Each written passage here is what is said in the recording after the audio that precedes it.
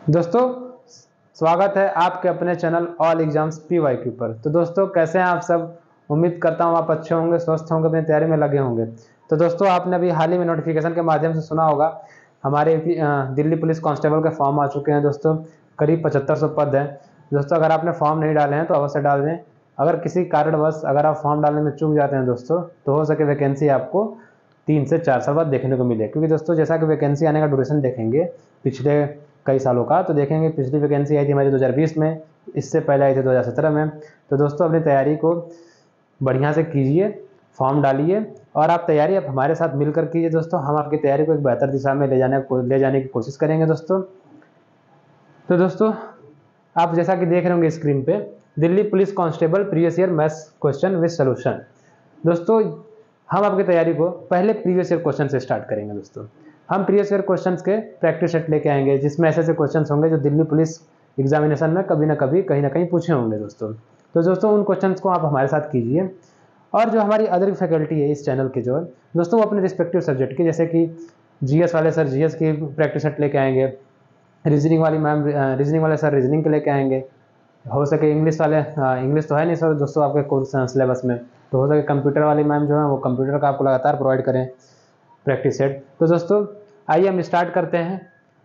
पहले हम दोस्तों क्वेश्चंस को करने से पहले आप वीडियो को पॉज कीजिएगा। वीडियो को पॉज करने के बाद पहले आप खुद सॉल्व कीजिएगा और फिर उसको जब आपका आंसर ना आए दोस्तों, तो आप फिर मेरा प्रोसेस देखिएगा। अगर आपका आंसर आ भी जाता है दोस्तों, तो फिर भी थोड़ा पेशेंस रखिएगा, फिर भी आप मेरा प्रोसेस देखिएगा। आइए one by one in questions को हम करते हैं दोस्तों। देखिए, हमारा पहला क्वेश्चन क्या है दोस्तों, क्या है? पहले आप सॉल्व कीजिए दोस्तों वीडियो पॉज करके। अब देखिए, हेनरी एक कंपनी में काम कर रहा है। उसके मासिक वेतन से 25% घर के किराए के रूप में, 15% बच्चों की शिक्षा पर और 18% अन्य मदों में खर्च हो जाता है। यदि उसकी मासिक बचत 7560 है, तो उसका मासिक वेतन कितना होगा? ठीक दोस्तों, देखेंगे दोस्तों, ये सिंपल क्वेश्चन है बहुत ज्यादा। आप देखिए, जब भी परसेंटेज का क्वेश्चन हो दोस्तों, तो आपको ऐसा नंबर मानना चाहिए जो 100 का मल्टीपल हो या 100 के रूप में हो या 100 की वैल्यू दिखाता हो। जैसे देखिए, परसेंटेज क्वेश्चन दोस्तों, तो हम मानते हैं मासिक वेतन उसका 100 यूनिट था। ठीक, मासिक वेतन कितना था दोस्तों? मान लीजिए आप, मासिक वेतन जो था दोस्तों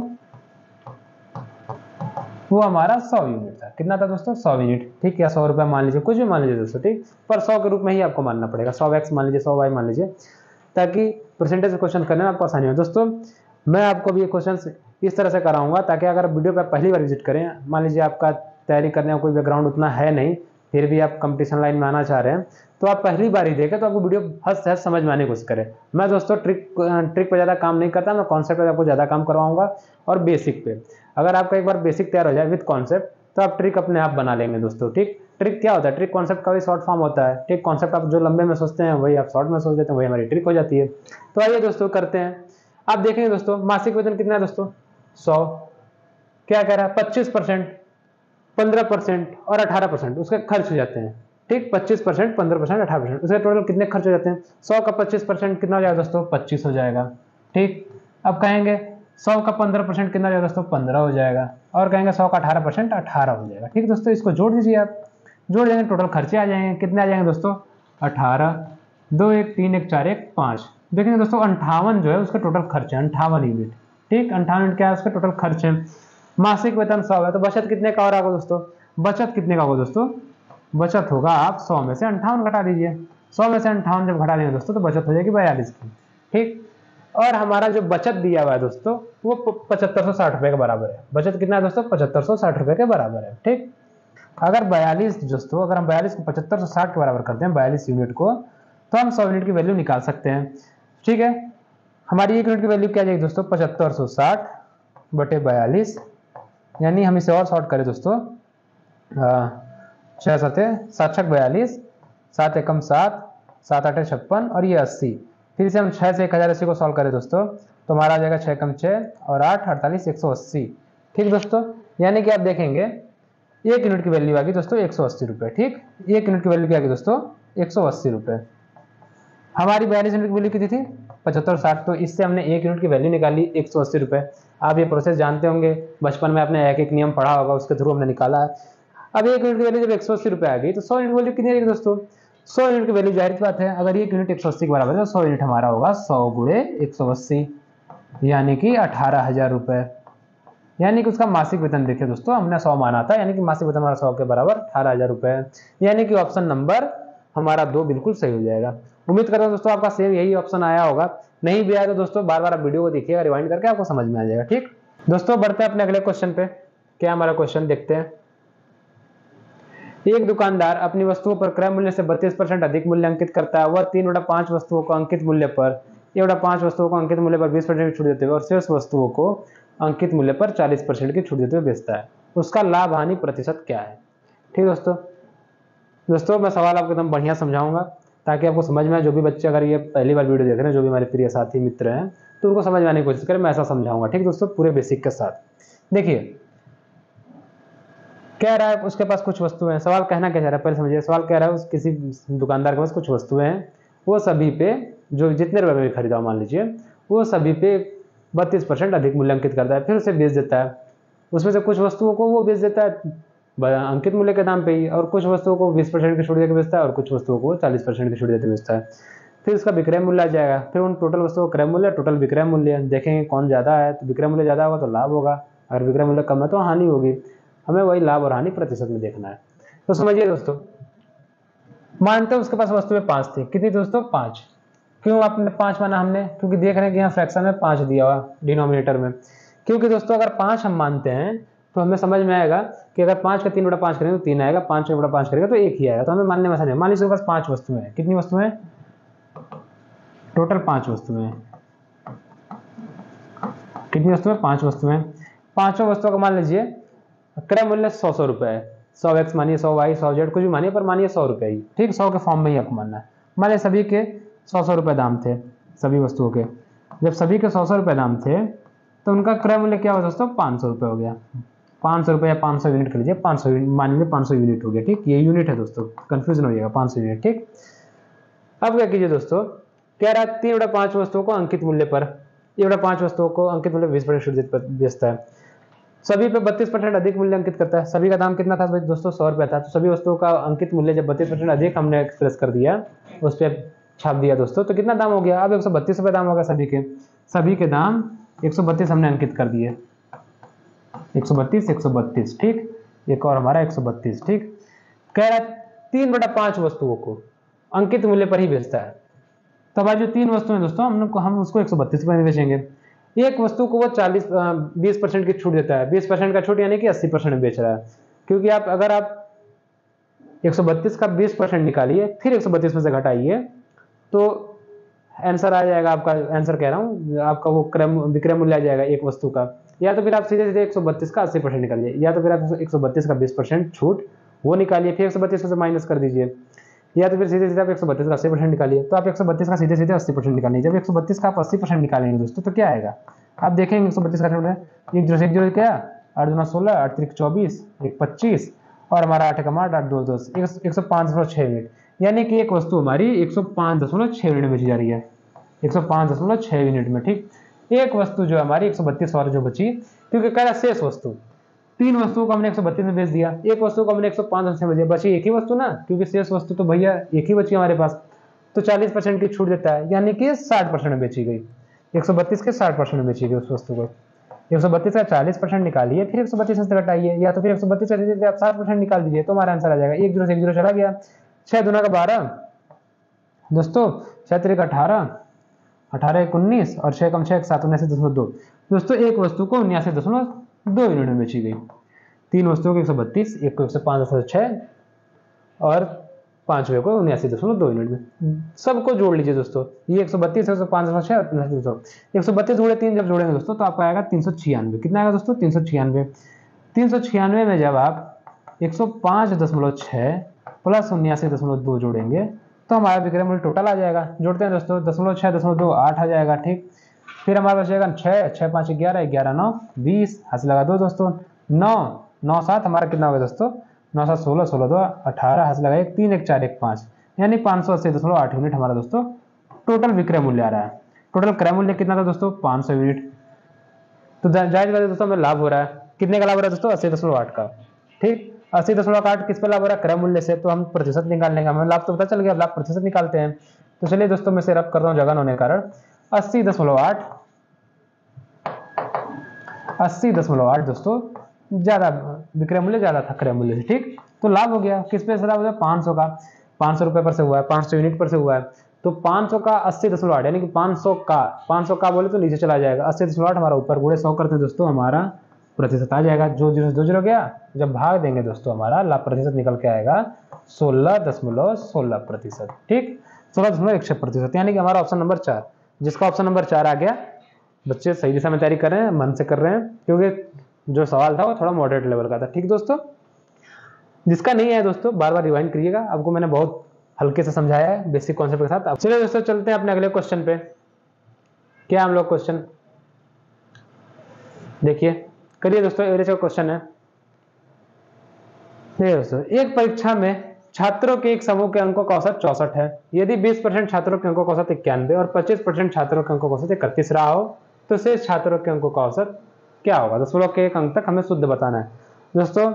उम्मीद कर रहा हूं आपने कर लिया होगा दोस्तों। फिर मैं कहूंगा, फिर से आपको एकदम बेसिक समझाने की कोशिश करता हूं। देखिए, जल्दीबाजी में ना रहा करिए दोस्तों कि नहीं ट्रिक नहीं बता रहे तो मैं वीडियो छोड़ के जाता हूं। दोस्तों एक बार करिए, आप खुद ही अब ट्रिक लगा लेंगे दोस्तों। आप एक बार कॉन्सेप्ट तो सीखिए, ठीक दोस्तों। देखिए, मैंने कहा जब भी परसेंट क्वेश्चन है दोस्तों, जो भी वैल्यू मानना वो 100 के फॉर्म में मानिए, 100x मानिए, 100a मानिए, कुछ भी मानिए पर 100 के रूप में ही मानिएगा, ठीक। तो मानते हैं माना छात्र कितने थे दोस्तों? माना छात्र 100 थे। इस क्वेश्चन करने के लिए पहले छात्र मान लीजिए 100, ठीक। कहते हैं माना छात्र 100 थे, ठीक। कह रहा है दोस्तों 20% छात्रों के अंकों का औसत 91, 25% छात्रों के अंकों का औसत तो 31 है। यानी कि 100 में से 25 छात्रों का अंक औसत 91 और 31 छात्रों का, 100 में से 20 छात्रों का क्या दोस्तों? 91 और 25 छात्रों के अंकों का औसत हमारा 31 है। तो अब क्या कीजिए दोस्तों, इनके अंकों का योग निकाल करके ये जो 100 छात्रों के टोटल अंकों का योग है घटा दीजिए, फिर जो बचे छात्रों का अंकों का योग आएगा फिर उसका एवरेज निकाल लीजिए, आपका यही आंसर है। देखिए आप औसत का एक फार्मूला जानते हो दोस्तों, मैं लिख देता हूँ फार्मूला, उम्मीद करता हूँ आप जानते होंगे। जो नहीं जानते फिर भी सोचिए, फिर भी वो लोग लड़के देख लें अच्छे से। क्या है दोस्तों? संख्याओं का योग, संख्याओं का योग बटे में कुल संख्या, बटे में कुल संख्या। तो दोस्तों ये अगर औसत का फार्मूला है तो हम कहेंगे संख्याओं का योग क्या होगा? आप कहेंगे औसत गुणे कुल संख्या। तो 100 छात्रों के अंकों का औसत 64 है दोस्तों, तो 100 छात्रों के अंकों का योग कितना हो जाएगा? 100 छात्रों के अंकों का योग कितना हो जाएगा दोस्तों? 100 गुणे 64। 100 हमारी संख्या, औसत हमारा 64 यानी 6400, ठीक दोस्तों। अब मैं आपसे बोलूं 100 का 20% कितना हो? 20 होगा। तो 20 छात्रों के अंकों का औसत कितना? 20 छात्रों के अंकों का योग कितना हो जाएगा दोस्तों? अंकों का योग कितना हो जाएगा दोस्तों? जब अंकों का योग निकालेंगे तो हमारा हो जाएगा 20 गुणे 91, संख्या गुणे औसत कितना हो जाएगा दोस्तों? 91 दूना 182 यानी कि 1820 हो जाएगा दोस्तों। अब हम दोस्तों क्या कह रहा है? 25% छात्रों के अंकों का औसत 31 रहा, तो 25 छात्रों के अंकों का योग कितना हो जाएगा दोस्तों?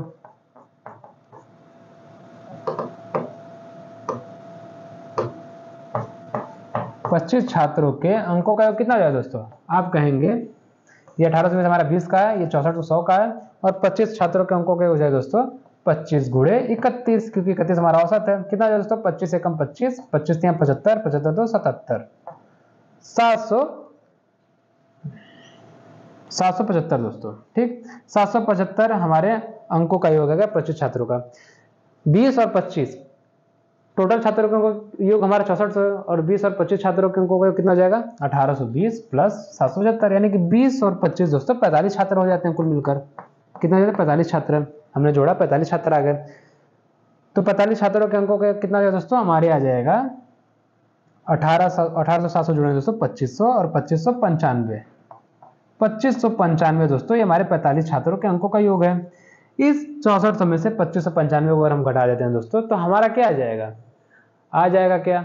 जो बचे छात्रों के अंकों का योग आ जाएगा। तो बचे छात्र कितने दोस्तों? 45 तो हमने यहाँ यूज कर लिए, बचे कितने छात्र? 55। तो इसको हम 6400 में से घटा देते हैं। जब घटाएंगे दोस्तों कितना आएगा दोस्तों? 6400 में से हम 2595 घटाते हैं दोस्तों, कितना आएगा? 5, इधर 10 में से 9 गया दोस्तों 1, और इधर हमारा दोस्तों 13 में से 5 दोस्तों 8, और इधर 5 हो गया 3, 3815। दोस्तों बच्चे जो 55 छात्र हैं उनके अंकों का योग हो जाएगा 3815। अब 3815 जो है दोस्तों 3815 अंकों का योग है, तो 55 छात्रों के अंकों का औसत क्या हो जाएगा?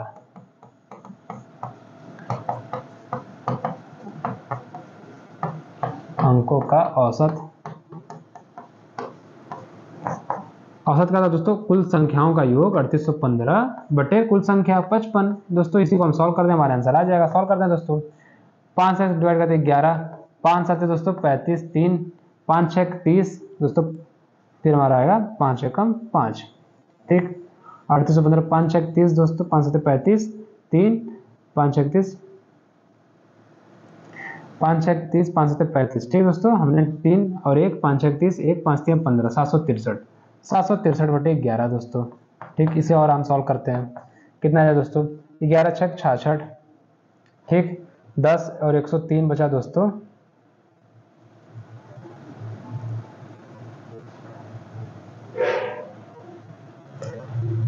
11 साथ कितना दोस्तों? डिवाइड करते हैं हम 66 और 10 और 103, कितना दोस्तों? 11 9 99, बचा 3 दोस्तों, यानी कि 20, यानी कि 11 दूना 22 दोस्तों, 11 दूना 22, बचा 8 दोस्तों, क्या हो जाएगा? 11 7 77, यानी कि 69.27। हमें दशमलव के एक अंक तक ले जाना दोस्तों, तो हमारा क्या आंसर हो जाएगा? 69.2। ऑप्शन नंबर 4 बिल्कुल सही हो जाएगा दोस्तों, ठीक। क्या सही है दोस्तों? 69.2 हमारा बिल्कुल सही आ जाएगा, ठीक। बढ़ते हैं दोस्तों अपने अगले क्वेश्चन पे। उम्मीद करता हूँ सबको 69.2 आया होगा दोस्तों। आगे चलते हैं दोस्तों।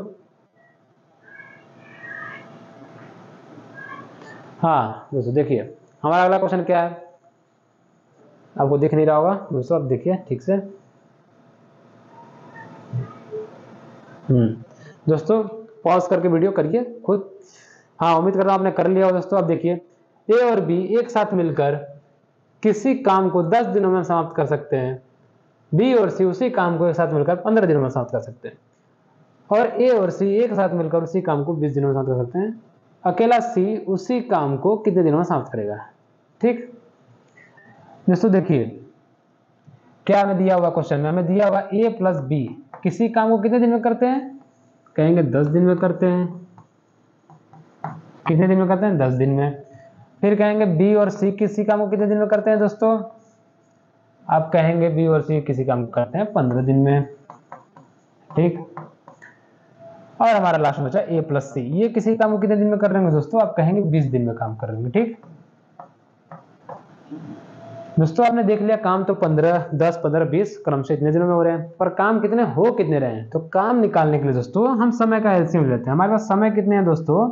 समय हमारे पास 10 15 20, इसका एलसीएम क्या होगा दोस्तों? 60, यानी कि ए प्लस बी एक दिन में कितना काम कर रहे होंगे? मान लीजिए 60 यूनिट टोटल काम है दोस्तों। अगर 60 यूनिट काम करने में 10 दिन लग रहा है, तो एक दिन में कितने काम हो रहे होंगे दोस्तों? 6 यूनिट। 15 दिन में कितने?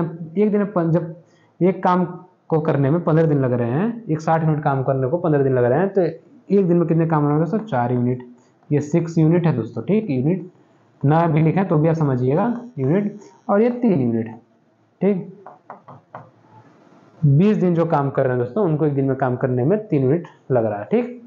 अब दोस्तों देखिए, इनको जोड़ दीजिए, ए प्लस बी बी प्लस सी, ए प्लस सी को जब जोड़ेंगे दोस्तों तो हमारा 2a 2 प्लस बी 2 प्लस सी आएगा, तो हम 2 को कॉमन ले लेते हैं और a प्लस बी प्लस सी ऐसे लिख देते हैं।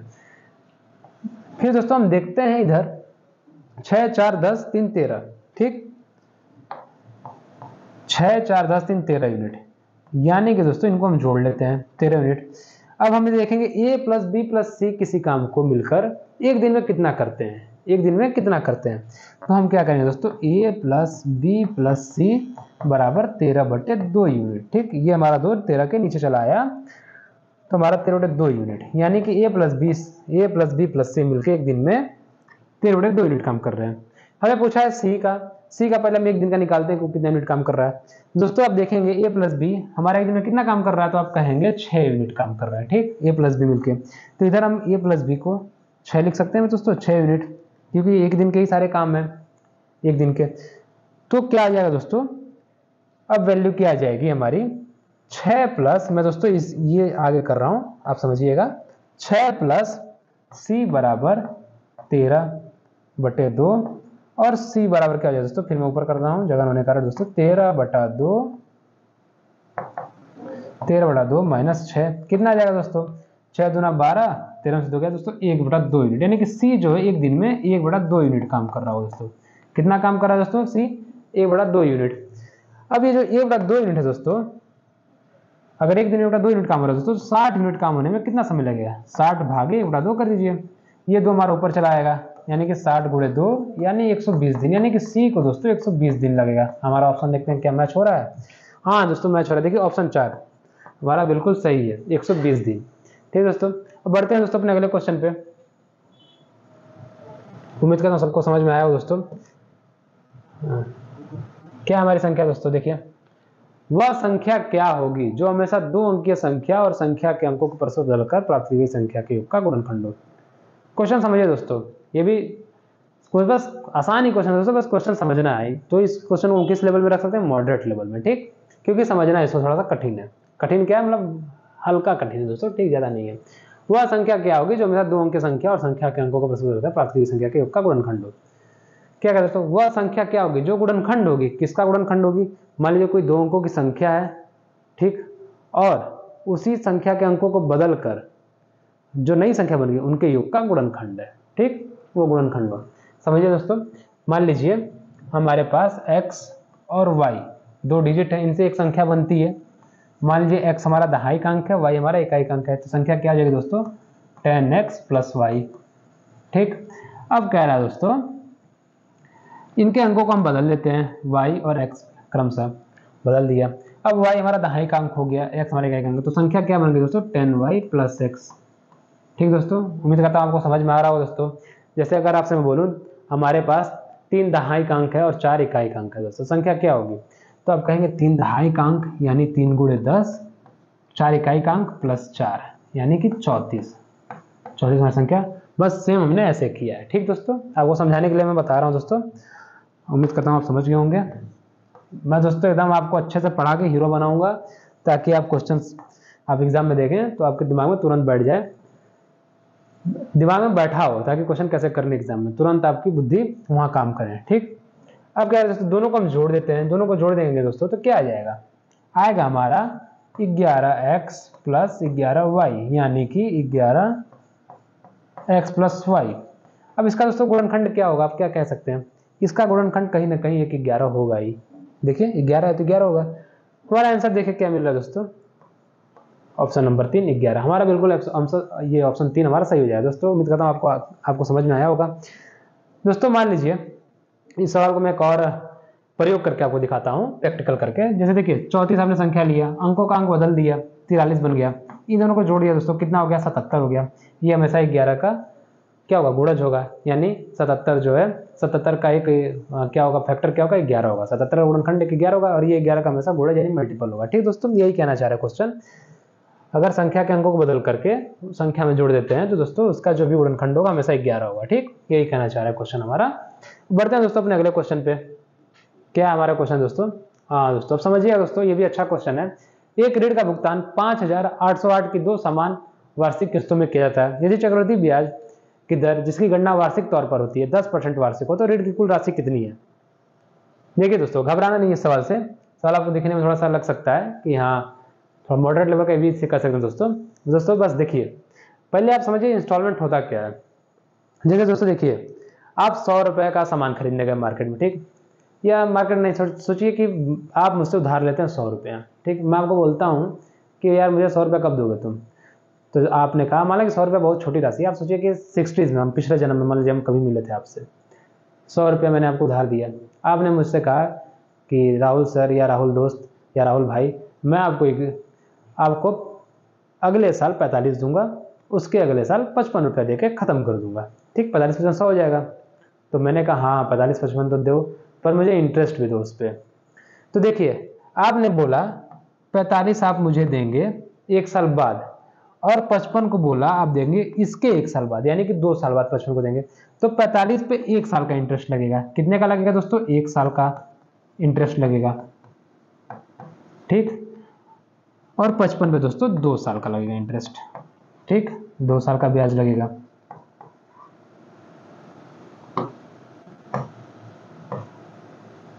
पचपन पे 2 साल का ब्याज लगेगा। ठीक दोस्तों, यही समझना है हमें। ठीक, यही समझ गए तो आपको क्वेश्चन आ जाएगा समझ में। ठीक, 45 पे 1 साल का ब्याज लगेगा, 55 पे 2 साल का ब्याज लगेगा। अब समझिए दोस्तों, इधर क्या कह रहा है, मान लीजिए इधर पहले आप देखिए 10% वार्षिक है, ये जो है 10% वार्षिक है, चक्रवृद्धि ब्याज है दोस्तों ये 10%। ठीक, अब आप समझिए दोस्तों 10 की फ्रैक्शन क्या होगी दोस्तों, 10% की फ्रैक्शन क्या होगी, कहेंगे 1/10, यानी कि 10 रुपया एक साल में कितना हो रहा होगा दोस्तों, 10 रुपया या 10 यूनिट जो भी मान लीजिए 10 रुपए है उसकी, 10 से कितना एक साल में हो जाएगा दोस्तों, 10% चक्रवृद्धि दर से 11 हो जाएगा दोस्तों। 10 कितना हो जाएगा दोस्तों, 11 हो जाएगा। अब दोस्तों 2 साल में देखिए 10 का हम स्क्वायर करें दोस्तों, 10 हमारा एक साल में 11 हो रहा है। अब दोस्तों 100 रुपए जो है हमारा 2 साल में कितना हो जाएगा, 121 हो गया। बस हमने जस्ट 10 का स्क्वायर और 11 का स्क्वायर लिख दिया। अगर मैं कहूँ क्यूब कितना हो जाए 3 साल में कितना हो जाएगा कोई धन, तो आप 10 का क्यूब और 11 का क्यूब कर देंगे, यानी कि 1000 से 1331 रुपये हो जाएगा दोस्तों। ठीक दोस्तों, देखिए ये हमारा 1 साल पे लगा ब्याज है, 1 साल पे ब्याज लग के 11 हो जा रहा है, ये हमें 2 साल पे लग के ब्याज 121 हो जा रहा है। ठीक, तो कहीं ना कहीं ऋण की राशि जो होगी दोस्तों यही रही होगी, 10 और 100। ठीक, और हमारा जो है इंस्टॉलमेंट क्या होगा विथ इंटरेस्ट क्या रहा होगा दोस्तों, 11 और 121 पर हमें कह रहा है 5808 जो है दोस्तों वो समान है, यानी कि हमारी इंस्टॉलमेंट की राशि जो है समान है दोस्तों। ठीक, तो हम 11 को हमें 121 के बराबर करना होगा, 121 को 11 के बराबर करना हो, आसान क्या हो दोस्तों, हम 11 को 121 के बराबर बना सकते हैं। तो हम इधर गुणे 11 करते हैं, क्योंकि हमें दोस्तों इंस्टॉलमेंट बराबर करना है। गुणे 11 इधर क्या दोस्तों, तो गुणे 11 हमें ऊपर भी करना होगा, यानी कि 110 से 1 साल में हमारा कोई धन 10% वार्षिक ब्याज की दर से 121 हुआ, और हमारा दूसरा धन 100 रुपया 2 साल के वार्षिक ब्याज की दर से वो भी 121 हुआ।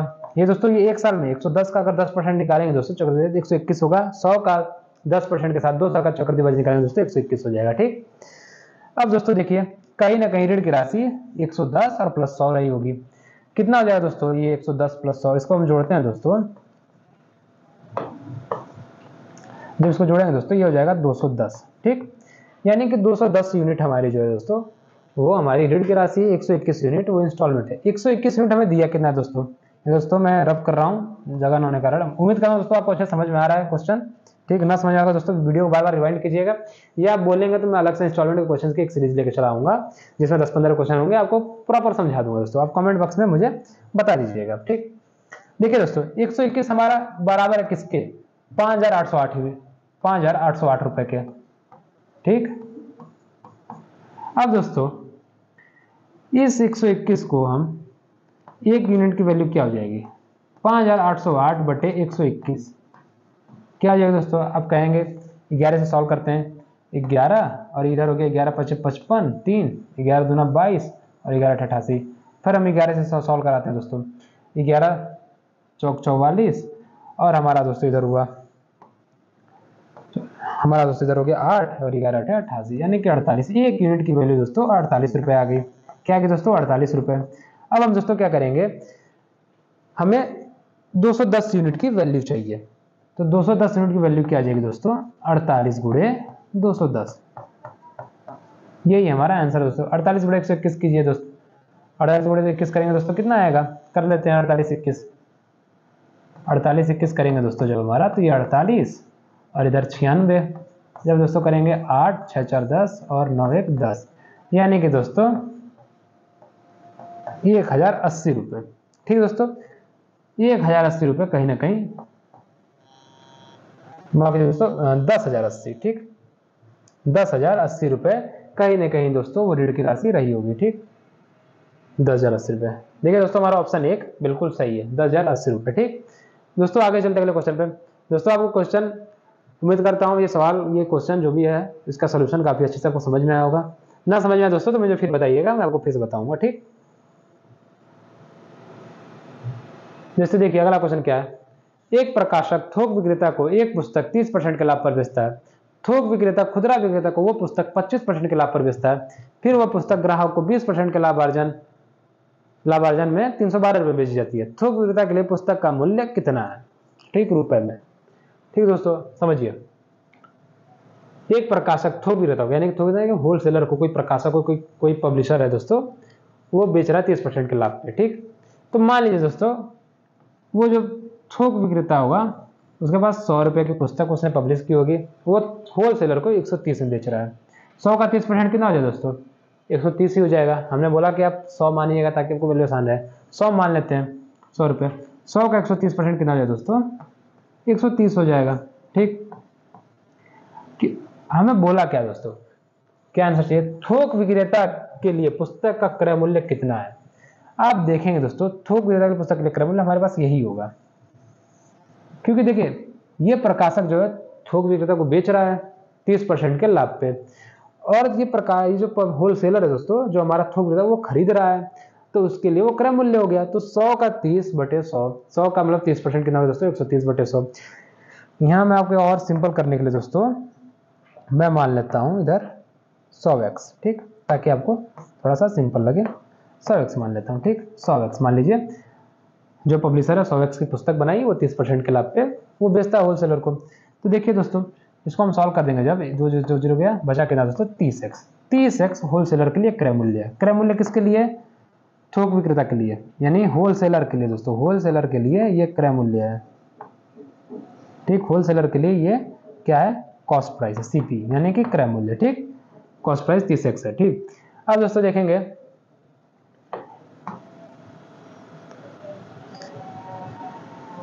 मैं फिर से आपको समझाता हूं दोस्तों अच्छे से। देखिए दोस्तों, ठीक, 100x की पुस्तक बनाई, फिर उसे 30% लाभ बेचा, यानी कि 100 का 30% ऐड कर दीजिए 100x में, तो हम सीधे सीधे क्यों नहीं लिख दिए 130% लिख दिया दोस्तों। ठीक, फिर बटे 100, फिर जो क्या करा, थोक विक्रेता खुदरा विक्रेता को 25% के लाभ पे बेचा, यानी कि ये जो हमारा जो आया टोटल दोस्तों, ये जो हमारा टोटल आया, वही जो थोक विक्रेता खरीदा, वो खुद अब कह रहा है कि मैं 25% लाभ पे बेचूंगा। तो जब इसको 25% लाभ पे बेचता है दोस्तों, तो ये बन जाता है 125/100। अब जो खुदरा विक्रेता है दोस्तों, जो रिटेलर है हमारा, रिटेलर कहता है कि मैं भी बेचूंगा इसे 20% के लाभ पे। ठीक, ये पूरी वैल्यू आ गई,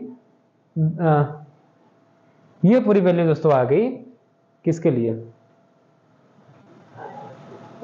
खुदरा विक्रेता। खुदरा विक्रेता के दोस्तों ये पूरी क्रय मूल्य आ गई। खुदरा विक्रेता कहता है मैं ग्राहक को बेचूंगा 20% के लाभ पे, यानी कि 120/100 कर दीजिए आप दोस्तों।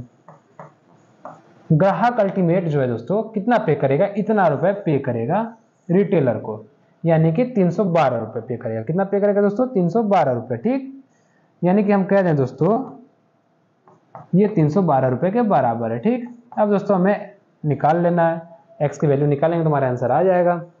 चलिए निकालते हैं, क्योंकि हमारा 30x ये हमारा आंसर है, बस हमें x की वैल्यू निकालनी है। दोस्तों निकालते हैं, 100 से 100 गया, हमने जैसे किया था।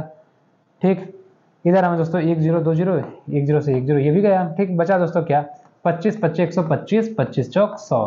ठीक दोस्तों, क्या 13 5 65, और दोस्तों ये हो गया दोस्तों 4 3 12, यानी कि 5 3 15, 15 गुणे 13, 15 गुणे 13 कितना होगा दोस्तों?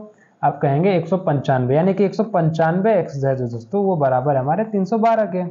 अब x की वैल्यू जो है आ जाएगी निकल के दोस्तों 312/195। ठीक दोस्तों, अब दोस्तों इस x की वैल्यू को हम इधर पुट कर देते हैं, हमारा आंसर आ जाएगा। ठीक, अब 30 गुणे आप दोस्तों 195, माफ कीजिएगा, 30 गुणे दोस्तों आप 312/195 लिख दीजिए x की जगह। हमारा आंसर क्या आएगा दोस्तों निकल के? सॉल्व करते हैं दोस्तों। 30x है दोस्तों, इधर 13x होगा। ठीक, मैंने कहीं गलती कर दी थी, पर दोस्तों सुधार रहा हूँ, माफ कीजिएगा, हम भी इंसान है, गलतियां हो जाती हैं। इस प्लेटफॉर्म पर आने के बाद तो गलतियां हालांकि इनके बराबर होनी चाहिए, पर दोस्तों क्या करें, थोड़ी नर्वसनेस हमें भी रहती है। ठीक, 13x हो गया दोस्तों, 13 गुणे 312/195, हमारा यही आंसर है दोस्तों। चलिए करते हैं ये दोस्तों, 13 एकम 13, और इधर हो गया दोस्तों क्या हमारा 13 एकम 13, और 13 6 13 5 65। ठीक, 13 5 65 हो गया दोस्तों। और दोस्तों हमारा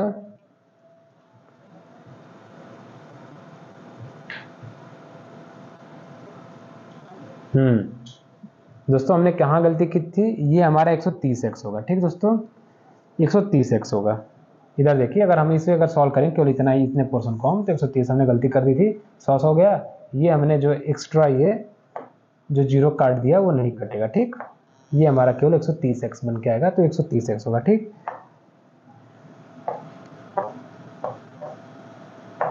अब दोस्तों हम इधर 130 गुणे 312 बटे 150 लिख सकते हैं। अब देखिए 13, ये 10, ठीक, ये 15 बार में कट गया, ये 130 10 बार में कट गया। अब देखिए दोस्तों, इसे और सॉल्व करते हैं। ये 10, ये हमारा हो गया 2 बार में, और ये चला गया हमारा 3 बार में। अब 3 गुणे 312 को हम 3 से डिवाइड करते हैं दोस्तों, क्या आ जाएगा दोस्तों, 3 एकम 3, 104। 104 गुणे 2 कितना हो जाएगा दोस्तों, 104 गुणे 2 दोस्तों हमारा हो जाएगा 208 रुपये। यानी कि जो होलसेलर के लिए दोस्तों, होलसेलर के जो क्रय मूल्य पड़ेगा, जो हमारा थोक विक्रेता क्रय मूल्य पड़ेगा दोस्तों, वो 208 रुपये पड़ेगा। अब दोस्तों बढ़ते हैं अपने अगले क्वेश्चन पे। क्या हमारा क्वेश्चन अगला देखते हैं, करिए दोस्तों, पहले खुद सॉल्व कीजिएगा इसे। क्वेश्चन क्या है, 6060 को दोस्तों, ये 6060, ये 6.60 नहीं दोस्तों, ये हमारा 6060 है। ठीक दोस्तों, आप सॉल्व कीजिए इसे। 6060 को ए, बी और सी के बीच इस प्रकार बांटा जाता है,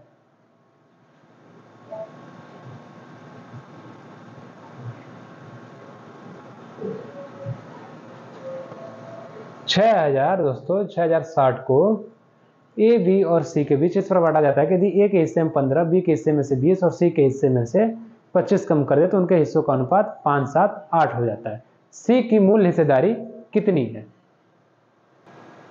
उम्मीद करता हूं दोस्तों आपने क्वेश्चन कर लिया होगा। देखिए आइए समझते हैं, करते हैं। देखिए दोस्तों, हम क्या करते हैं, 6060 को ए, बी और सी में बांटा गया है मान लीजिए, फिर उनके में से कुछ बैलेंस कम कर देते हैं। जब कम करने के बाद उनके जो रेशियो आता है दोस्तों, जो उनके धन का रेशियो आता है वो 5, 7 और 8 होता है। मान लेते हैं दोस्तों 5, 7, 8 को, कि ए के पास 5x था, बी के पास 7x था और सी के पास 8x था। ठीक, अब देखिए दोस्तों, हमने घटाया है तब जाकर हमारे पास ये वैल्यू आई। इनके जो वैल्यू पहले थी दोस्तों उसमें से घटाए हैं तब हमारे पास 5x, 7x, 8x है, तो हम उतना ही जोड़ देते हैं जितना घटाए हैं दोस्तों। देखिए दोस्तों, ए से हमने घटाया 15, तो 5x प्लस 15 कर देते हैं। बी से हमने घटाया है 20, तो 20 हम जोड़ देते हैं, 20 रुपए। ठीक, हमारे पास 5x रुपये, 7x रुपये, 8x सब रुपए हैं दोस्तों। ठीक, क्योंकि हम जोड़ घटाना तभी कर सकते हैं जब हमारे पास यूनिट जो है उनकी सेम हो। ठीक दोस्तों, मात्रक जो है सेम हो दोस्तों। 8x में दोस्तों हम क्या करते हैं, 25 जोड़ देते हैं। ठीक, अब जोड़ने के बाद जो दोस्तों, अगर इन टोटल रुपए को हम फिर से जोड़ दें तो हमारे पास 6060 बन जाता है। कितना बन जाता है दोस्तों, 6060 रुपये बन जाता है। तो दोस्तों देखिए, 5x, 7x, 8x जोड़ेंगे दोस्तों, 8, 7, 15, 15, 5, 20x। ठीक, प्लस 15, 20 कितना होगा दोस्तों, 35, 35 और 25 दोस्तों कितना हो गया हमारे पास, 60। यानी दोस्तों 20x प्लस 60 को हम कह सकते हैं कि ये 6060 के बराबर है। कितने बराबर है, 6060 रुपए के बराबर है। ठीक दोस्तों, हमें x की वैल्यू आ जाएगी तो हमें c की मूल हिस्सेदारी पता चल जाएगी। ठीक, तो दोस्तों ठीक है, 20x बराबर कितना हो जाएगा, 60 घट जाएगा दोस्तों 6000 में से, तो बचेगा 6000। ठीक, x की वैल्यू क्या निकल के आएगी दोस्तों, इसे 0 गया और ये 3, यानी कि x की वैल्यू निकल के आएगी दोस्तों 300 रुपए।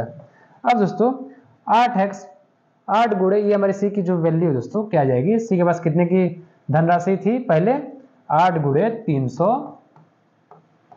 प्लस 25, यानी कि 8 का 2400, 2425। हमारा आंसर देखिए दोस्तों क्या बन जा रहा है, 2425। हमारा देखिए ऑप्शन बन जा रहा है दोस्तों 2, बिल्कुल सही। अब दोस्तों बढ़ते हैं अपने अगले क्वेश्चन पे। अगले क्वेश्चन में चलते हैं दोस्तों। क्या है हमारा अगला क्वेश्चन। अब दोस्तों इस क्वेश्चन को ध्यान से समझिएगा दोस्तों, आप समझेंगे तो आपको समझ में आएगा। ठीक, एक गाय 20.5 मीटर लंबी भुजा वाले एक वर्गाकार घास के मैदान के कोने में खूंटे से बंधी है। रस्सी की लंबाई 10.5 मीटर है। घास के मैदान के उस भाग का क्षेत्रफल वर्ग मीटर में कितना होगा जिसमें गाय घास नहीं चर सकती।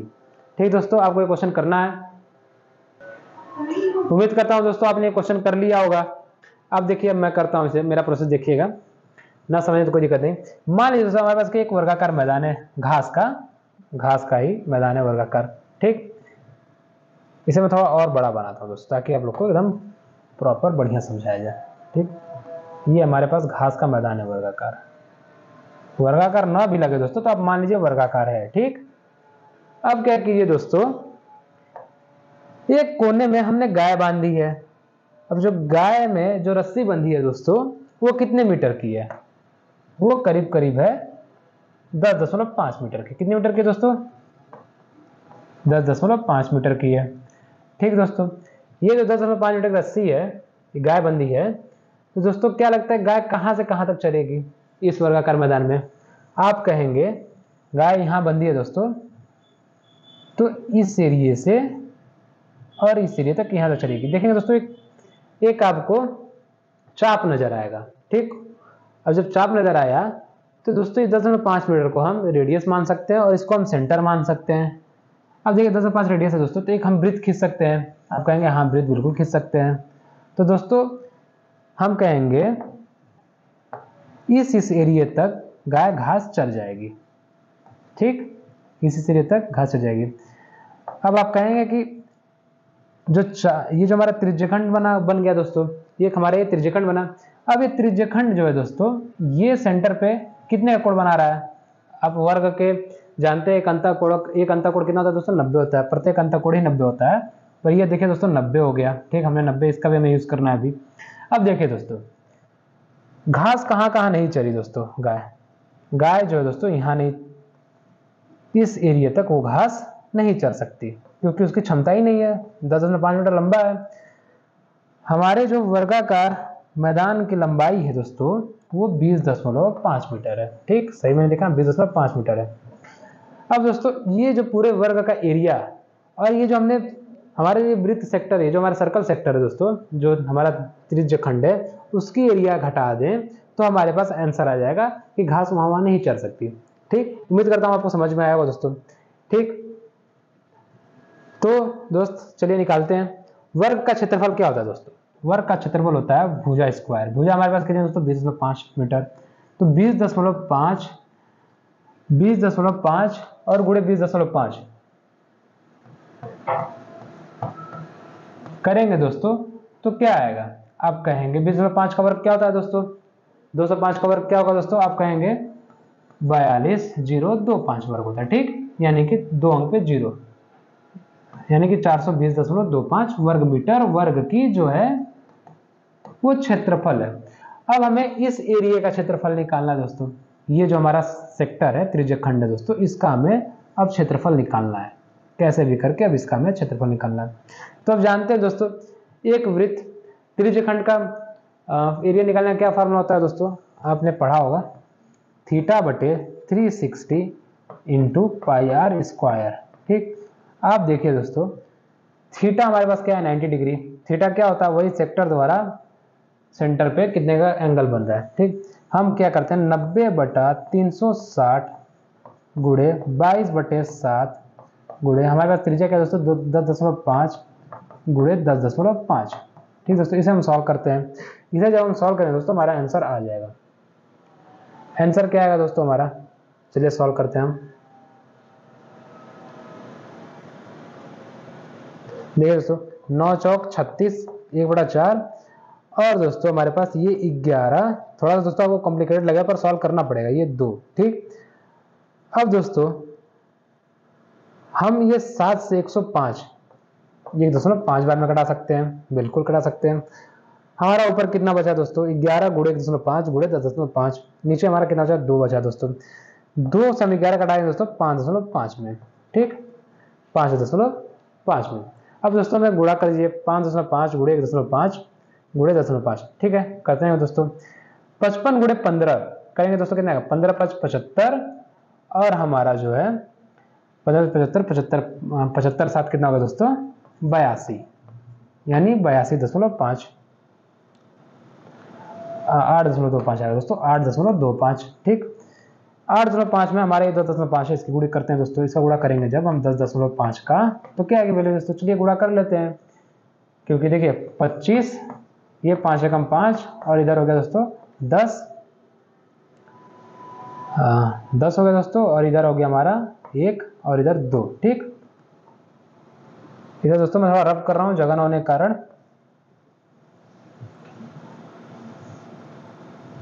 ठीक ठीक दोस्तों, अब देखिए 8 8 5 कितना आ जाएगा दोस्तों, गुणा करते हैं हम तो 8 5 40, 4 8 एकम 8।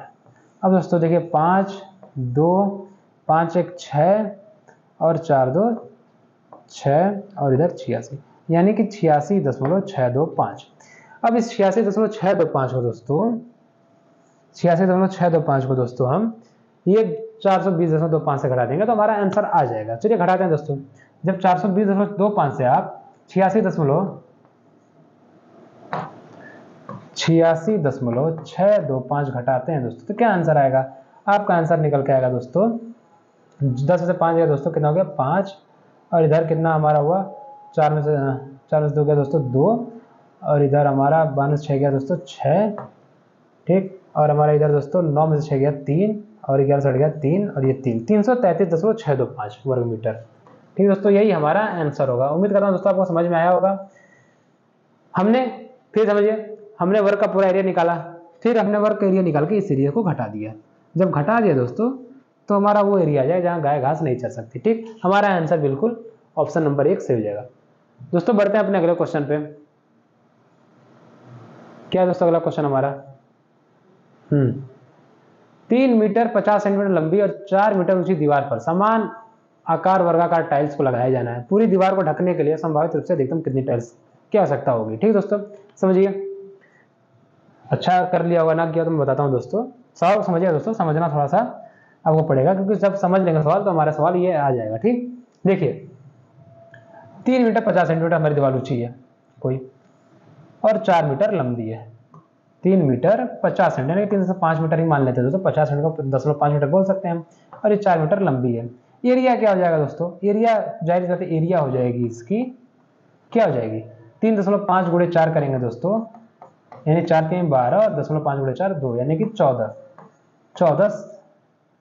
14 मीटर स्क्वायर हमारी एरिया हो जाएगी दोस्तों। ठीक, अब हमें बोला है समान आकार वर्गाकार दोस्तों, वर्गाकार टाइल्स को लगाया जाना है, तो कितनी टाइल्स लगेंगी? अधिकतम कितनी टाइल्स लगती है?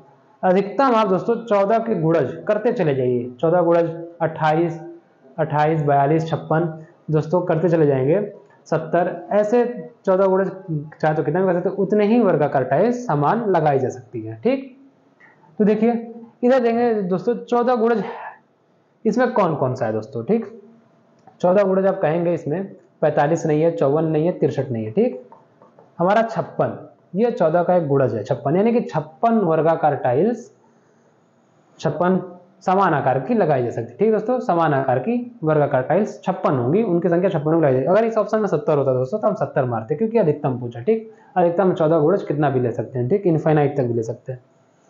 अब दोस्तों 56 हमारा आंसर सही हो गया। अब दोस्तों बढ़ते हैं अपने अगले क्वेश्चन पे। क्या हमारा अगला क्वेश्चन देखते हैं। समझिएगा दोस्तों, एक व्यक्ति ने एक निश्चित दूरी किसी चाल से तय की। ठीक, यदि वह चाल में 6 किलोमीटर प्रति आवर की तेजी लाता है तो उसे 30 मिनट कम समय लगता है। यदि वह चाल को 4 किलोमीटर प्रति घंटे धीमा करता है तो उसे 30 मिनट अधिक समय लगता है। उसकी वास्तविक चाल क्या है? ठीक दोस्तों, इसमें आप मानिए दोस्तों, सबसे पहले आपने कर लिया सवाल पॉज करके वीडियो ना, ठीक है। इसमें मानिए सवाल है कितना दोस्तों, सॉरी, इसमें मानिए कि वास्तविक चाल है कितनी। आप मान लीजिए वास्तविक चाल दोस्तों x किलोमीटर पर आवर है। वास्तविक चाल कितनी दोस्तों? x kilometre per hour. ठीक, वास्तविक चाल, ये वास्तविक चाल है दोस्तों।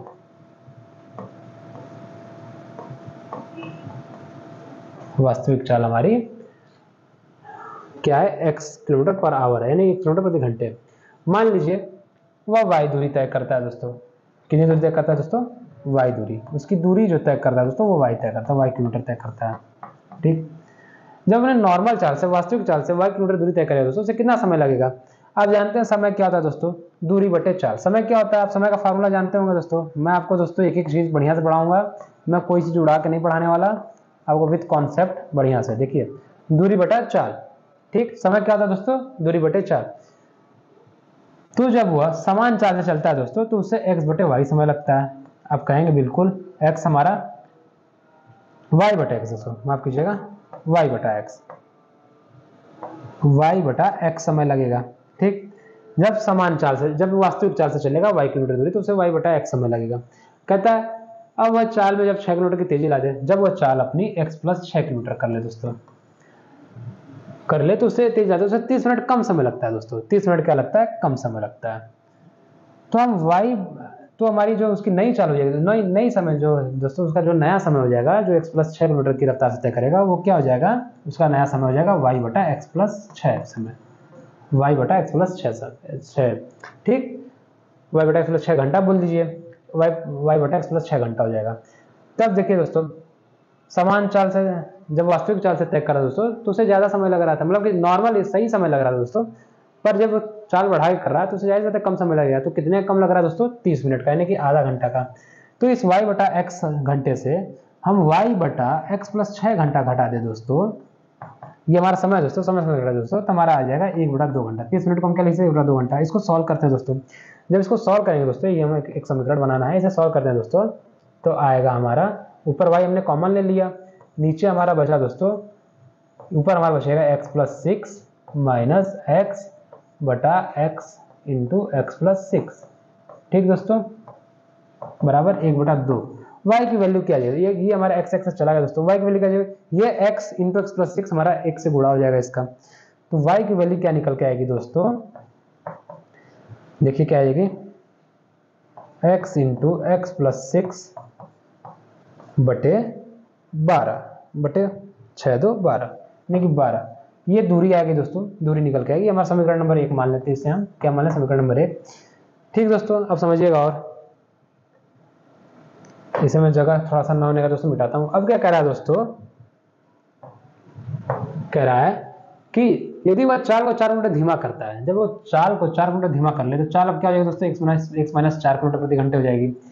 तो समय कितना लगेगा दोस्तों, अब उसे, अब समय लगेगा y बटा एक्स माइनस 4, अब ज्यादा समय लग रहा है दोस्तों। ठीक, x माइनस 4 अब ज्यादा समय लग रहा है उसे। हमारा वास्तविक चाल, वास्तविक समय क्या था दोस्तों, हमारा वास्तविक समय था y बटा एक्स। जब ज्यादा समय लग रहा है दोस्तों, तो वह आधा घंटा समय अधिक लगाता है। ठीक, आधा घंटा समय दोस्तों अधिक लगाता है। तो हम y बटा एक्स माइनस 4 घंटे से माइनस y बटा एक्स घंटा घटा दें, तो हमारा आ जाएगा आधा घंटा। ठीक, आ जाएगा। फिर से सॉल्व करते हैं दोस्तों, y हमने फिर से कॉमन लिया। ठीक, जब हमने y कॉमन ले लिया, इधर बचा हमारा 1 अपॉन एक्स माइनस 4। ठीक, इधर बचा दोस्तों 1 अपॉन एक्स। ठीक, इधर 1 बटा 2। ठीक दोस्तों, मैं ये रब कर रहा हूँ जगह होने के कारण, थोड़ा सा देखिएगा, समझिएगा।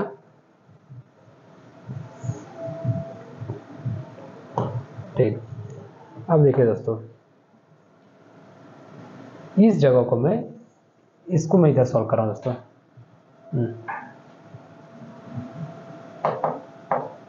इस इक्वेशन को, सॉरी दोस्तों, मैं इधर सॉल्व कर रहा हूँ। ठीक, अब देखिए दोस्तों, ये x माइनस 4 का एलसीएम लेके दोस्तों घटाइए, 1 अपॉन एक्स माइनस 4 से माइनस 1 एक्स कैसे घटाएंगे दोस्तों, ये आ जाएगा हमारा x माइनस एक्स प्लस 4। ठीक, upon x into x minus 4। ठीक, अब दोस्तों ये बराबर हो जाएगा 1 बटा 2 के, इधर हमारा y है ही दोस्तों, y को भूलिएगा नहीं, y हमारा है इधर। ठीक, अब दोस्तों देखिए, ये x चला गया, बचा 4, ये नीचे आ जाएगा 8, ये ऊपर चला जाएगा। हमारे y की वैल्यू फिर से क्या आएगी दोस्तों, x इंटू एक्स माइनस 4 बटे 8। ठीक दोस्तों, देखिए दोस्तों, y की वैल्यू इधर भी बराबर है, इधर भी बराबर है, मतलब y तो सेम ही है हमारा। तो हम क्यों ना ये जो समीकरण 2 बना है, जो राइट हैंड साइड है उसको हम बराबर कर दें। हमारा लेफ्ट हैंड साइड जब इक्वल है, तो हमने राइट हैंड साइड को भी इक्वल कर देते हैं। तो चलिए करते हैं इक्वल दोस्तों। फिर से दोस्तों, मैं जगह होने के कारण फिर थोड़ा सा रब कर रहा हूं। ठीक, अब आप इक्वल करेंगे जब दोस्तों, तो ये आएगा x, तो ये x into x minus 4 upon 8 बराबर हो जाएगा x इंटू एक्स प्लस 6। इसी इक्वेशन को आप सॉल्व कर देंगे, हमारा जो है x की वैल्यू आ जाएगी, हमारी उसकी वास्तविक चाल आ जाएगी। ठीक है, करते हैं। ये हमारा देखिए, ये गया 4 से गया 2 बार में 8, और ये 4 से गया 3 बार में। ठीक, अब ये जो है दोस्तों, ऊपर हमारा हो गया एक्स स्क्वायर माइनस 4। ठीक, एक्स स्क्वायर नहीं, इसे हम सॉल्व कर सकते हैं, शॉर्ट में कर सकते हैं दोस्तों। ये एक्स एक्स हमारा इधर से कट गया, ठीक। अब दोस्तों देखिए, ये हमारा 3 इधर जाके गुणा हो गया x माइनस 4 से, क्या बनेगा दोस्तों 3x माइनस 4, 3x माइनस 12 बराबर 2x प्लस 12, ठीक। अब ये माइनस 12 उधर जाएगा दोस्तों, बन के कितना आ जाएगा 24 आ जाएगा। तो हमारा x जो है दोस्तों वो आ जाएगा 24, यानी कि 24 किलोमीटर पर आवर, ठीक दोस्तों, यानी कि 24 किलोमीटर प्रति घंटा उसकी वास्तविक चाल 24 किलोमीटर प्रति घंटा थी। दोस्तों हमारा ऑप्शन सी बिल्कुल सही हो जाएगा, ठीक, 24 किलोमीटर प्रति घंटा। ठीक दोस्तों, उम्मीद करता हूं दोस्तों आपको ये क्वेश्चन समझ में आ गया होगा। दोस्तों अब चलते हैं अपने अगले क्वेश्चन पे। क्या हमारा अगला क्वेश्चन दोस्तों देखते हैं 12। देखिए क्वेश्चन नंबर 12 है दोस्तों, सॉरी 12 है दोस्तों, ठीक। पहले खुद सॉल्व कीजिए दोस्तों, ठीक। 9 सेंटीमीटर त्रिज्या वाली कांच की एक ठोस गोलाकार गेंद को पिघलाकर 3 मिलीमीटर त्रिज्या वाली कांच की छोटी छोटी ठोस गोली बनाई जाती है। बनी हुई छोटी गेंदों की संख्या कितनी हुई। दोस्तों मान लीजिए हमारे पास एक बड़े डायमीटर की या बड़े रेडियस की एक गोला है, ठीक। इसको पिघलाकर दोस्तों, एक कांच की गोली, इसको पिघलाकर छोटी छोटी गोलियां बनाई जाती है दोस्तों, छोटी छोटी गोलियां बनाई जाती है, ठीक। वो हमें पता नहीं कितनी गोलियां बनाई जाती है। अगर हम इसका टोटल आयतन दोस्तों और इन गोलियों का जो छोटी छोटी गेंद है दोस्तों, इनका आयतन बराबर ही होगा, क्योंकि इसी आयतन से दोस्तों ये छोटी छोटी गोलियों का आयतन बन रहा है, तो ये सेम होगा दोस्तों। तो जब हम इसके आयतन में और किसी एक गोली का आयतन का भाग दे दें तो दोस्तों हमारी गेंदों की संख्या आ जाएगी छोटी छोटी गोलियों की। उम्मीद करता हूं दोस्तों समझ में आ गया आपको, ठीक। ये लॉजिक है इसके पीछे का। तो आइए करते हैं दोस्तों। देखिए दोस्तों 9 सेंटीमीटर त्रिज्या,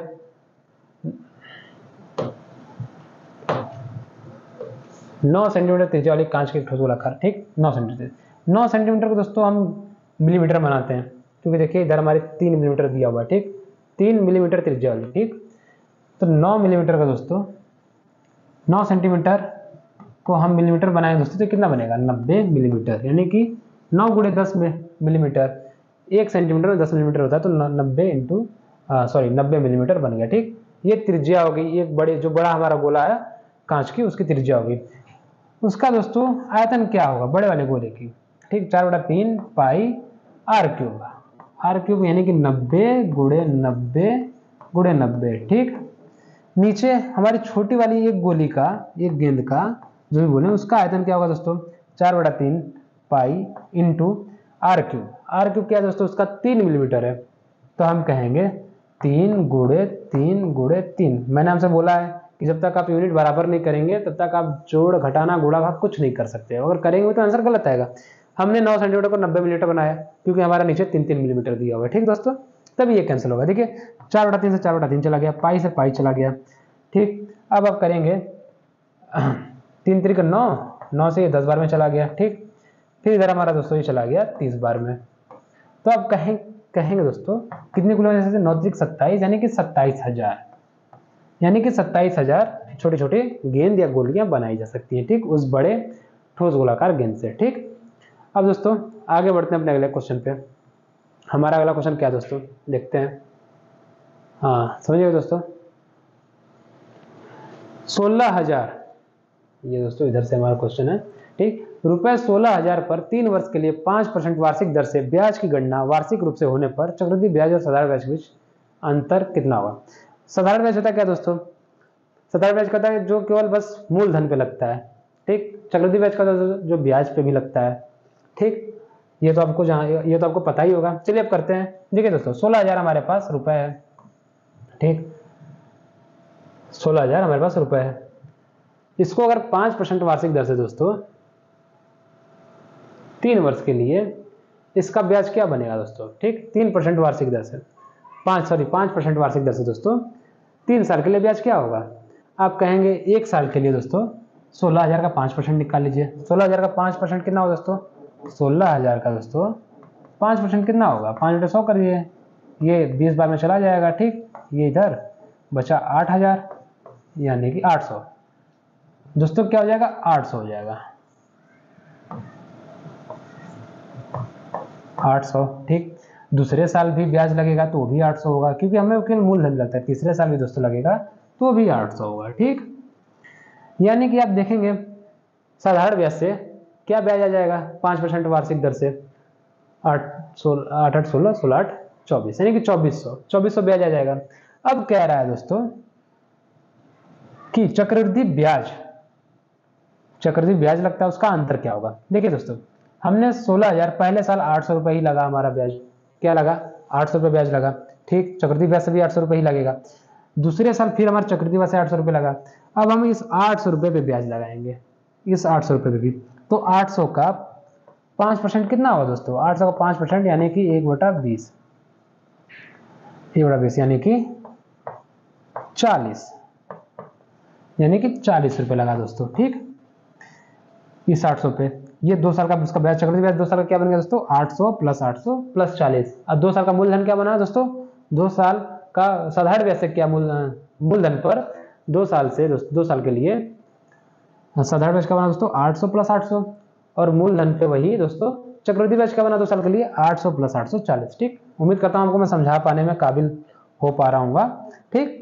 और ये देखिए दोस्तों, ये हम तीसरे साल चलते हैं। अब ये तीसरे साल फिर ये 16,000 पे 800 लगा चक्रवृद्धि ब्याज, फिर आप देखेंगे ये 800 पे 40 लगा, इस 800 पे भी 40 लगा, और इस 40 का भी हम 20% कितना हो दोस्तों, इसका हो जाएगा 2 रुपये। 40 का क्या हो जाएगा, 2 रुपये हो जाएगा, ठीक दोस्तों। देखिए ये दोस्तों जो हमारा था, ये हमारा था केवल साधारण ब्याज टोटल 2400, ठीक। और दोस्तों ये जो हमारा पूरा निकल के आ रहा है, ये हमारा पूरा आ रहा है चक्रवृद्धि ब्याज, ठीक।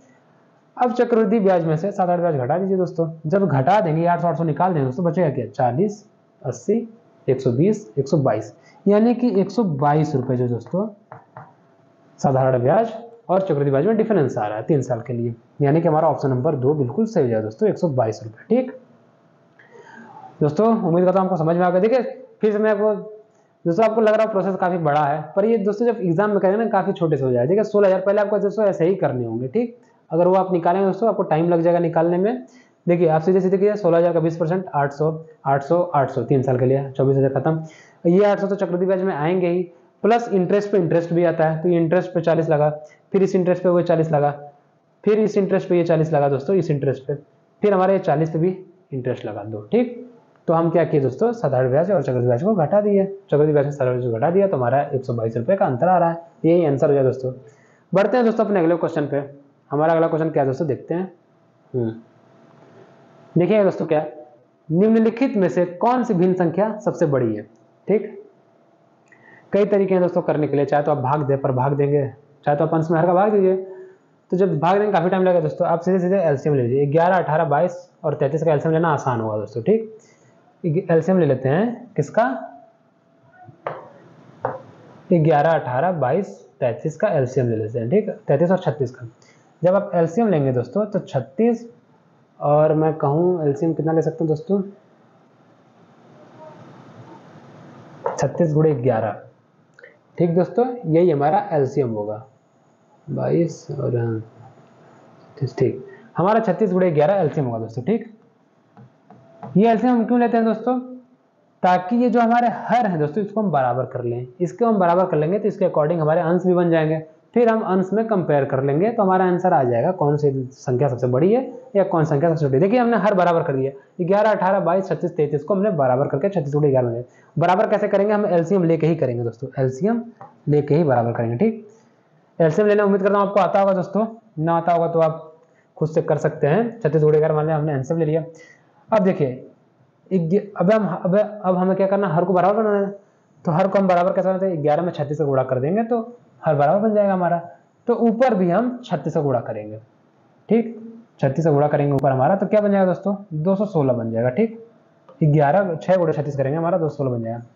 देखिए दोस्तों, अगर मान लीजिए हमारे पास ये फ्रैक्शन दी हुई है 6/11, अगर हम 11 में 36 का गुणा करते हैं और हम फिर 6 में 36 का गुणा करते हैं, तो इस वैल्यू में कोई डिफरेंस नहीं है, ठीक, कोई डिफरेंस नहीं है। अगर आप केवल 11 में केवल 36 का डिफरेंस गुणा कर दें और 6 में करें ही ना, तो वैल्यू में बहुत ज़्यादा डिफरेंस आ जाएगा। इसीलिए देखिए हमने इस 11 में हमने इस 11 को 36 × 11 बनाना है। मान लीजिए हमने गुणा नहीं किया, कोई भी बड़ी संख्या आएगी मान लीजिए, तो देखिए इस 11 को 36 × 11 बनाना है, इसमें हमें 36 गुणा करना पड़ेगा, तो हम इधर भी तो 6 में भी तो 36 का गुणा करेंगे ना, कहेंगे हाँ, तो 6 में गुणा किया 216 बन गया। और देखिए 18 में हम करें 22 का गुणा करेंगे तो हमारा 36 गुणे 11 बन जाएगा दोस्तों। ठीक, तो हम ऊपर भी 22 गुणा करेंगे, 13 दूना 26, 13 दूना का 26 और 26 2 28, 286। ठीक, देखिए 22, यानी कि इसमें भी हमें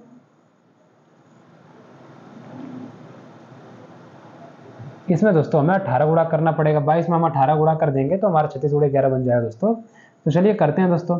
फिर 15 में हमें 22 गुणा करना पड़ेगा, तो 15 में चलिए हम 22 गुणा करते हैं। 15 दूना 30 और फिर 15 दूना 30 3 33। ठीक, 330।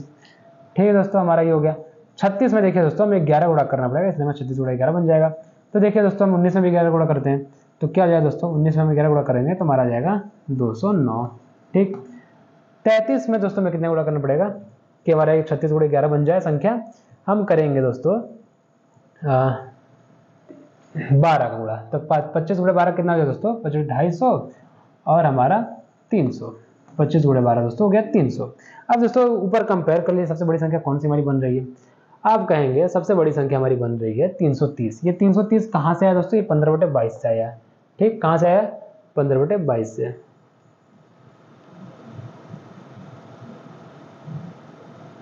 22 देखिए हमने सही किया है दोस्तों। 22 को अगर हमें 36 गुणे 11 बनाना है तो हम इसे 18 से गुणा किया, और 15 गुणे 18 जब हम करते हैं, नहीं दोस्तों रुक जाइए, 15 गुणे जब हम 18 करेंगे तो क्या होगा, 15 8 120, फिर 15 कम 15 और 15 12 27, 270। माफ कीजिए दोस्तों, इधर 270 होगा। 15 गुणे 18 करेंगे तो इधर होगा 270। अब दोस्तों कंपेयर कीजिए सबसे बड़ी संख्या कौन सी है। आप कहेंगे सबसे बड़ी संख्या हमारी 300 आ रही है, यानी कि 25/33, यानी कि हमारी सबसे बड़ी जो फ्रैक्शन होगी दोस्तों वो 25/33 होगी। हमारा यही आंसर है। ठीक दोस्तों, 25/33, यानी ऑप्शन 2 हमारा बिल्कुल सही हो जाएगा। ठीक, अब दोस्तों बढ़ते हैं अपने अगले क्वेश्चन पे। हमारा आखिरी क्वेश्चन है दोस्तों, समझिएगा दोस्तों, पहले खुद सॉल्व कीजिए दोस्तों।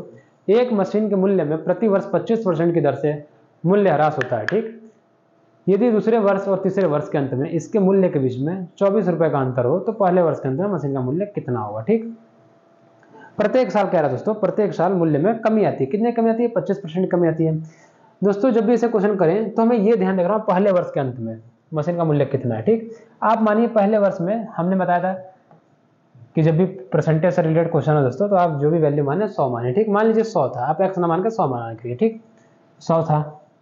ठीक दोस्तों, आप 100x अब आप चाहें तो 100x मान सकते हैं, पर चलिए 100 मानते हैं। अब क्या कह रहा है दोस्तों, मशीन के मूल्य में आप दोस्तों चाहें तो कितने का, 25।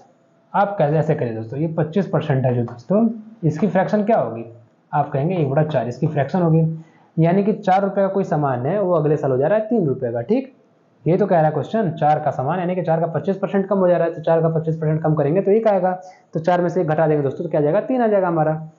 तो हम क्या करेंगे दोस्तों, 4, अब इसे मान लीजिए थोड़ा और हम वैल्यू बड़ी मान लेते ताकि हमें आसानी हो जाए, तो हम 400 मान लेते हैं दोस्तों।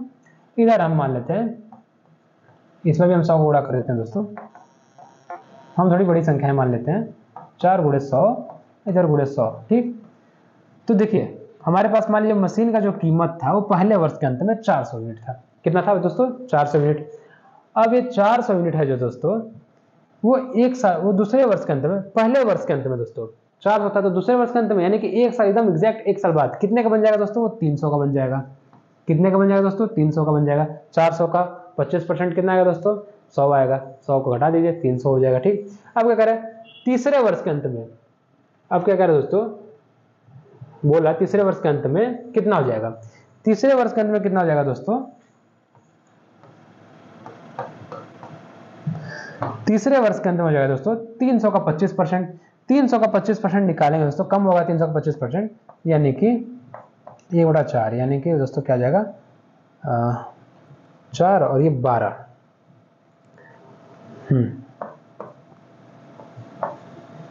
120 कम हो जाएगा। ठीक, 4 माफ कीजिएगा दोस्तों, 4 से मैं डिवाइड करता हूँ इसे, 25 या 75। ठीक, 75, 300 से 75 दोस्तों कितना हो गया तीसरे साल के अंत में, तीसरे साल के अंत में दोस्तों ये हो गया 225। ठीक, अब क्या करेंगे, देखिए दोस्तों पहले साल के अंत में, ये पहले वर्ष के अंत का है दोस्तों, शुरू का नहीं है, पहले वर्ष के अंत का।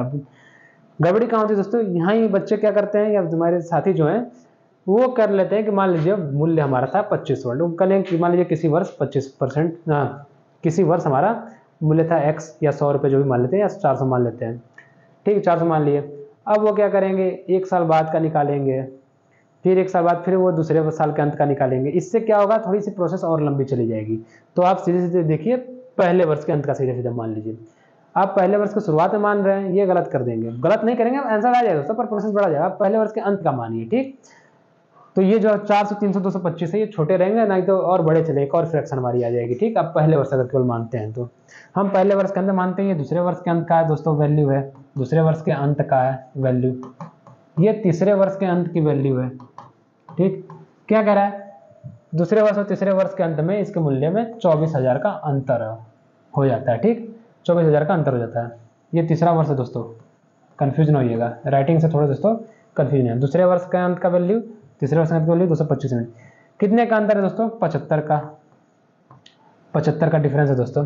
अब ये 75 को हमने बना दिया 24,000 के इक्वल, 24,000 रुपए के इक्वल। ठीक, तो हमें ये 400 निकालना है। एक यूनिट की वैल्यू क्या आ जाएगी दोस्तों, आप कहेंगे 24,000 बटे 75। ठीक, अब कहेंगे 400 की वैल्यू क्या आ जाएगी, तो 400 की जो वैल्यू आ जाएगी दोस्तों वो आ जाएगी 24,000 बटे 75 गुणे 400।